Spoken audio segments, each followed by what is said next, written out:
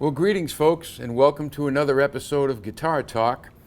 We talk about all types of guitars and players and music and techniques on this show, and we hope to send you away with something maybe you didn't know before you tuned in.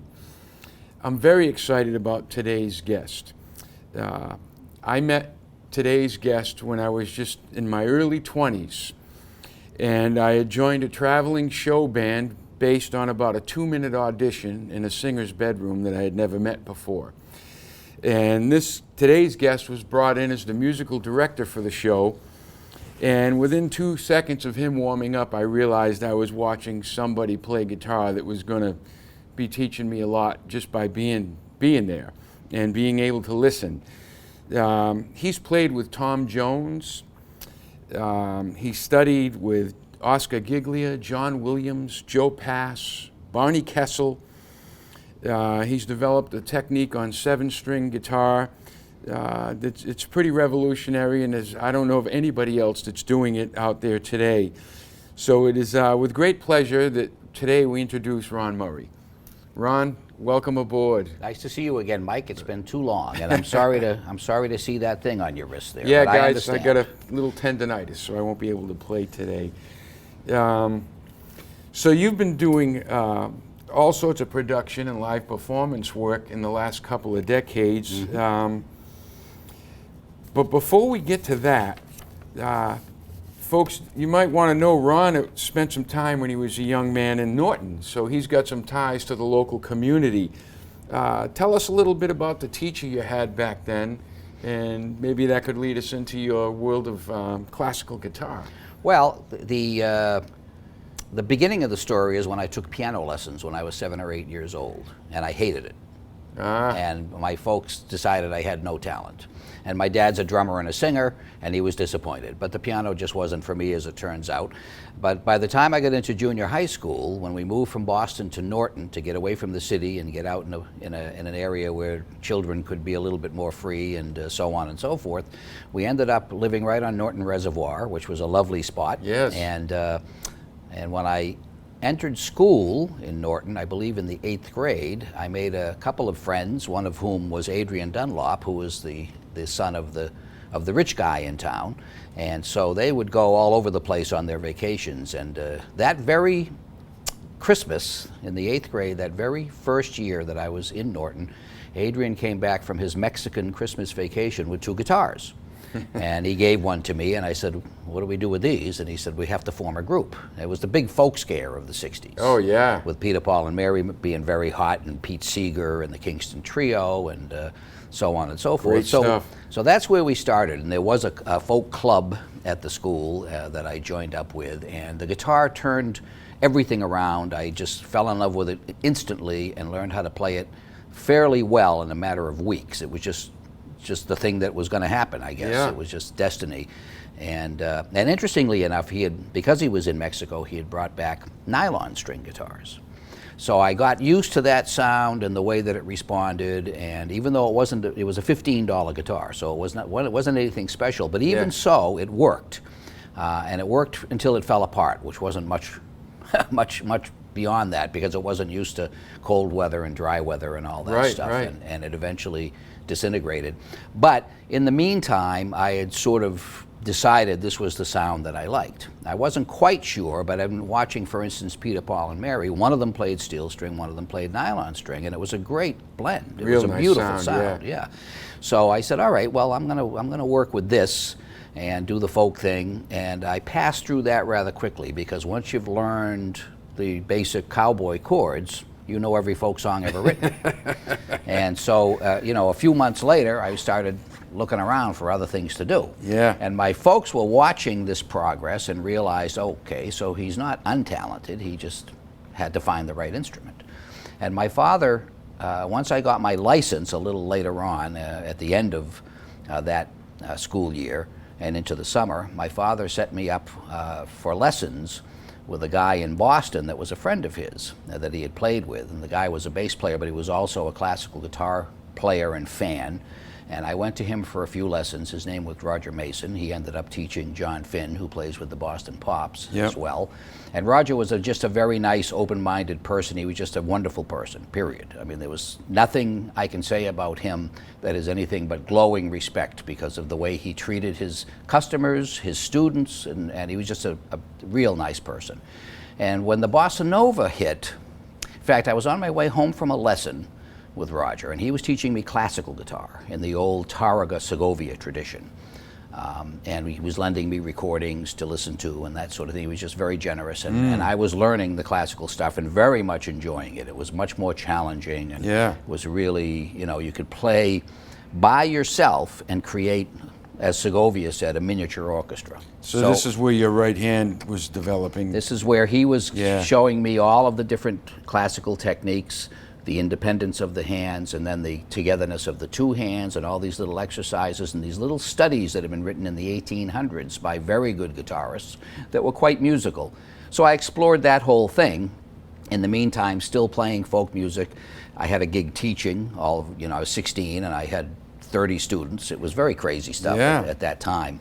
One day on my way home from my lesson, in my curiosity, I stopped in Dedham, Massachusetts, and there was because I saw a little music store from the side of Route 1 where I had stopped at the light. I saw a music store, so I pulled into the music store and I walked into the music store. And back in those days, music stores also sold records. You know, the big thing looked like a licorice pizza. You know, and they would play them on the sound system. So I walk into the store, and what's playing but the Charlie Byrd Stan Getz Jazz Samba record with Desafinado and One Note Samba, and I was absolutely blown away, transfixed. I stood there like I had been hit. Yeah. I said, what is this? And this was it. So the change that I was supposed to take home to my dad to feed 9 kids, mind you, that's how big the family was, I took the change and I bought this record. Definitely a no-no. Yeah. I drove home, and on the one hand, really not too comfortable with what was going to, you know, what kind of reaction was going to happen. And on the other hand, very happy that I had this music to learn and to listen to. And I got home, and how was your lesson? It was fine. Where's the change? I said, well, I heard this and I had to buy it. And he looked at it and he says, oh, let's put this on. And he fell in love with it.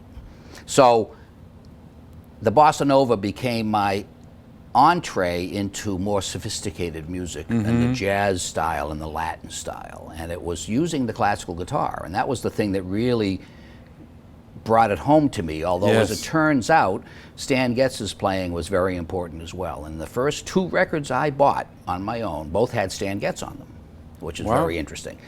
So I took the record to my next lesson with Roger Mason, and he said, this is spectacular, let's learn something together. And we chose a tune and we both learned it. We worked on it together and that sort of thing. And that's what got me into the jazz world and the world of improv and the world of kind of more advanced harmonies than the simple chords of the folk music thing. So combining the classical technique with the jazz harmonies became sort of a style for me. Now, I didn't ignore the electric guitar and playing with a pick. I did a fair amount of that as I grew older because that's where the work was, especially when I got into studio work. Right. And I was making recordings, I was working on television and radio, and electric guitar was important. Yes. And it was the way to really make some pretty serious money if you could read well. Guitar players back then didn't read at all, and I was a reader, and so I got good work. And so I had my electric guitars, I had my classical guitars, I had a banjo, I had a mandolin. I was a typical studio player in many ways. And that, of course, sort of spilled off into the live scene, too, because before I graduated from Norton High School, the Attleboro High School put on a big folk festival. And I got hired as sort of the floating musician. I see, and I played with every group in the festival on a different instrument. 12-string, 6-string, banjo, flute, drums. Wow. You know? And so I realized that my destiny, at least at that point in time, was not about being a star or about having my own act. It was about being a journeyman musician. a real sideman, somebody that could play basically whatever was called for. And at the time, back then, there was a lot of that kind of work. I ended up working with Tom Jones, as you mentioned, and Johnny Mathis, and Sergio Franchi, and I mean, just a whole bunch of stuff. You did the Man of La Mancha. I did Man of La Mancha with Robert Goulet. Am I correct in saying that's one of the hardest pieces to read? Only if you don't have the flamenco technique. Right. If you have the flamenco technique, it fits perfectly. Yes. It was easy for me. I sight read it the first time. I've heard other players say that that's a challenging It's a difficult piece. Thing to play if you don't have that background. Right. In fact, the guy that traveled with the show, and he and I became friends for years, had been traveling with the show for many years, and when I played the show with him, he says, "You're the first guy that ever got it." You know, he says, "You want my job?" And I said, "No, I don't want to travel with the show, thank you." Right. Because he was quite good at it. I mean, he knew it cold. Yeah. But we just had a ball playing it. And in fact, when we played it in Hartford, the Hartford Courant the next day in the review opens up with, "To the sound of galloping guitars." You know, it's like, it was intense. We were just banging away at it and having a ball because it really fit everything that I was working on at the time. But yes, it's a difficult piece to do if you have to do it with a pick or if you don't really. So where do we get from there to introducing a seventh string on a nylon instrument? That you're the first guy I've ever seen do that. I mean, looking through my notes, I recalled when I met you in the late 70s, I saw an electric 7-string guitar in your house, Right. and you mentioned George Van Epps. Right. A lot of kids today probably don't know who he is, but he's the guy that got the 7-string thing going. In the U.S. In the United U.S. States. What happened was that I used to go down to New York City. I used to just drive down to New York City with my guitar and go sit in with various people, anybody that would let me sit in. And Bucky Pizzarelli was playing a solo gig at a little place on the Upper East Side called the Sorabaya, a beautiful little place, no bigger than this, and he'd sit in front of the fireplace, and he had his classical guitar and his Gretsch 7-string. And he'd just play tunes, and he was well known in the city, and so he always had a good crowd. And I had gotten to know him previously from producing a show up at Sandy's Jazz Revival in Beverly with him and George Sandy's. Barnes. So I walked in with my guitar, and Bucky says, "Hey, how you doing, Murray? What do you want to do?" And I said, "Well, can I play with you?" And he said, "Sure, yeah." So we sat down, and we played a couple of tunes, and it was very, very nice. And he says to me afterwards, he says, "You know, you should play the 7-string guitar. You've got the chops, and you know the chords. You should play the 7-string guitar." And I said, "Really?" He said, "Yeah." So when I got back home, which is, at this point was up in the North Shore in Amesbury, just by coincidence, a student of mine brought in a guitar that he had found in the trash in pieces, and he had put it back together because he wanted to actually be a guitar repairman and a guitar builder. And he brought it to his lesson, and it was a big, big old archtop Harmony. Big neck, huge, you know, and a piece of junk. You know. But he said, "Man," he said, "this thing is tough to play. It's too big for me." And I said, "Yeah." I said, "It is." I said, "It's got a real wide fingerboard." I said, "I'll tell you what. I'll buy it from you if you make it into a 7-string." There we And go. that was a perfect project for him because that's what he wanted to do. So he took it back home, and a couple of weeks later brought it back, and it was a functional 7-string. And I found a pickup for it. Back in those days, I think I used a Bill Lawrence pickup that was made to go in a Martin. But I took the thing off and I just stuck it on with double-sided tape, and lo and behold, I had a 7-string guitar. And the 7th string is a low A, which is an octave below the 5th string, making it actually quite easy to learn. All you're doing is moving your thumb over an inch. So you're getting these wonderful low, full, rich bass notes, and you've got the rest of the guitar to deal with. And it's really cool if you play solo or play in a duo accompanying a singer or a horn player, because you can get way up high to make those high voicings but still have a bass note. Still have a bass going on. And and Bucky showed me a few things. In fact, John Pizzarelli, his son, who's become very well known and very famous all over the world, John introduced me from the audience at a gig that he did, saying, "This is one of my dad's victims. Everybody that he met that played the guitar, he said, if you get a 7-string, I'll teach you how to play it." And Ron took him up on it. That's fantastic. So, well, why don't you play us a song?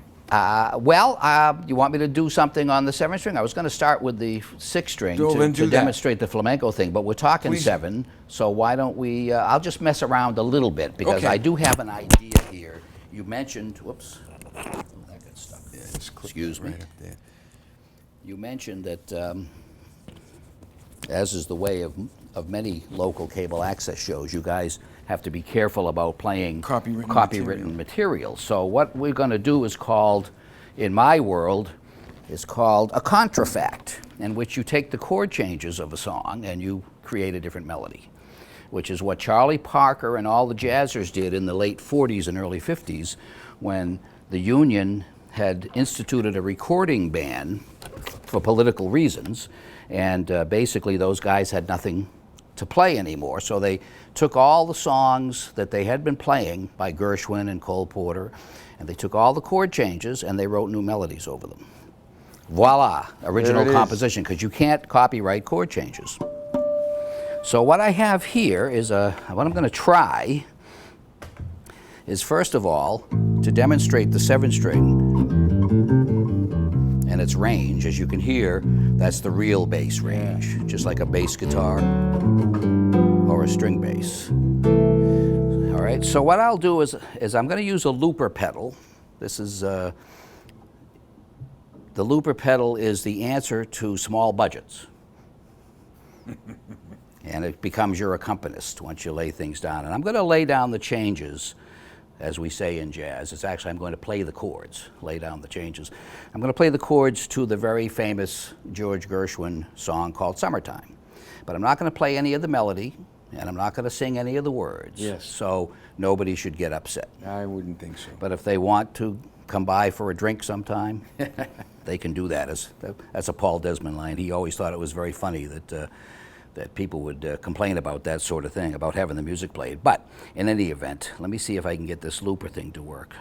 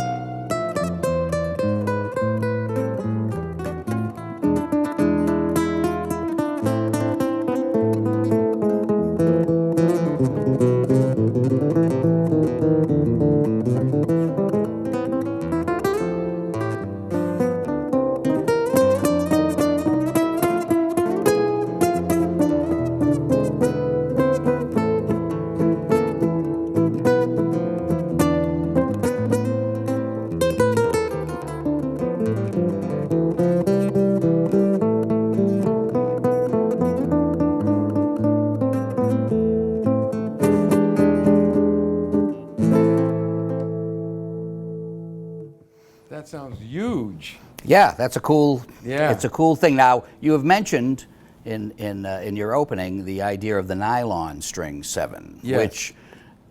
which we were completely unfamiliar with. George Van Epps never dealt with it. Bucky Pizzarelli and the very small handful of 7-string guitar players, including me, back in the 70s and 80s, didn't deal with it, didn't think about it, because we didn't think that it could work, I guess.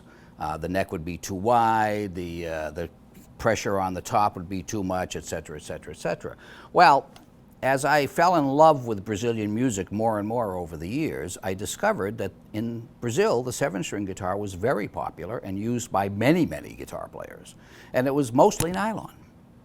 So I said, wait a minute, we're on the wrong road here. Yeah. And so I decided at that point in time, and that was, I don't know, not too long ago, probably maybe 10 years ago, I had somebody convert one of my 6-string classicals to a 7-string. And it was wonderful. And then I put a pickup system in it and the whole thing, and I just was just like, wow, this is really rich. Yeah.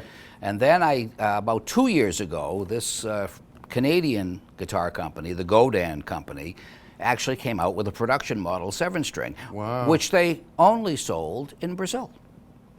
I had to really go looking and really had to put on the search and get some friends of mine who were dealers involved in getting me this. Now they sell them in the USA, but they hadn't beforehand. And it's designed specifically for taking care of all of those problems. Yes. It's got a wide neck like a classical guitar, but it's slightly crowned. Most classical guitars are flat. Real flat, yeah. But this has a slight crown to it, which makes it a lot easier to handle.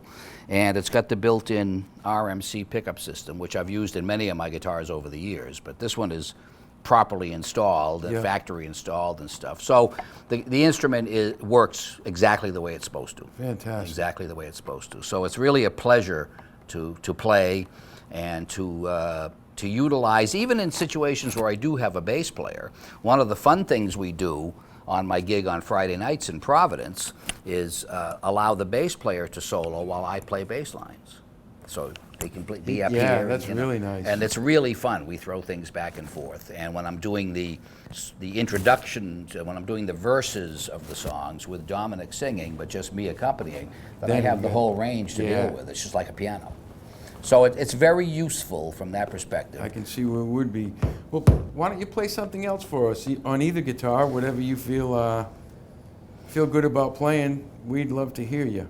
As we were talking about earlier, I took some lessons with that wonderful Roger Mason person in Boston, and he taught me classical and Spanish guitar. But what really turned me on was when I went to Spain and discovered the gypsies and their flamenco music. And that changed everything. But it also brought about an injury to my hand that's basically a neurological thing from over-practicing this stuff called the focal dystonia, which is, unlike tendonitis, takes 15 or 20 years to get over. Oh my goodness. So I'm still working on that. Whoop. All right, air conditioning. Yeah. So this is a flamenco guitar, which is very much like a classical guitar, but lighter in construction, lower action. It's made for speed and for punch. And what I'm going to do now is just a little bit of a traditional flamenco piece called a farruca. Most flamenco is in a 12 count, like 12/8 time. The farruca is one of the few forms that's in 4/4 time. So it's a good introduction to this kind of music.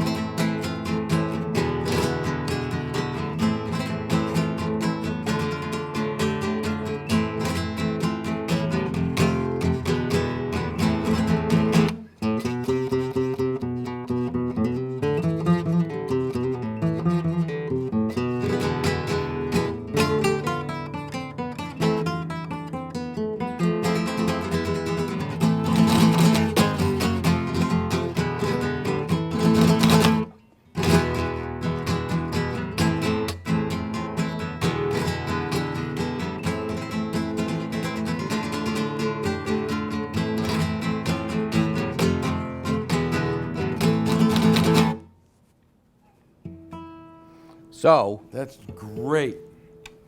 that's just a little bit of a thing. That's flamenco is interesting because the guitar takes a back seat, or used to traditionally. It's just an accompaniment instrument for the singers and the dancers to work with. But the development of virtuoso guitar playing started putting the guitar out in front. I actually prefer to play flamenco in a full troupe with dancers and singers. Yeah. Because you really get the groove going. And when you're by yourself, you can get a groove going, but it's really much more fun to react to what the dancers are doing. Absolutely. The whole physical part of the experience of the dancing and the energy that bounces back and forth, Exactly. that creates the entire thing. And it's challenging because you have to follow them, and if they feel like improvising a step, you've got to be right there with them.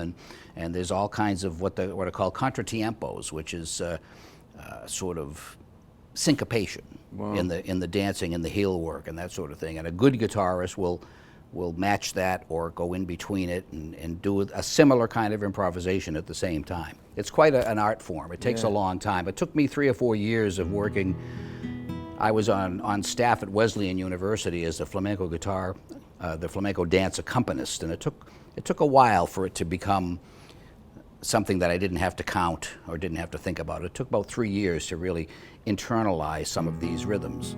There hasn't been anybody in the last few years that has really come to light in America the way, like, say, Paco did back in the 70s. He had a background in that, and, you know, he got introduced to the jazz fusion guys. Right, but right. Since then, well, I haven't heard anybody. Paco toured in the U.S. a lot. Yeah.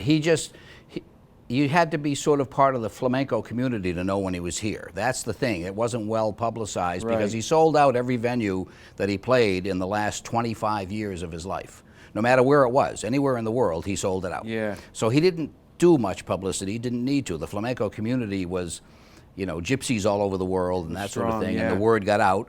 And I was fortunate to see him probably a good 6 or 8 times in Boston and New York and in Connecticut and whenever he was in the States on the East Coast, I made it my business to show up because he was a true master. And his shows included dancers, singers, other It was a real instrumentalists, and flamenco that sort of show. thing. And it was quite a show. And Paco Peña, too, who I studied with in Spain, puts on a similar show with singers and dancers, and that's the way to see it. I mean, I love the guitar and I love the playing of someone like Paco or Vicente Amigo and all that stuff, but the whole experience is truly giant.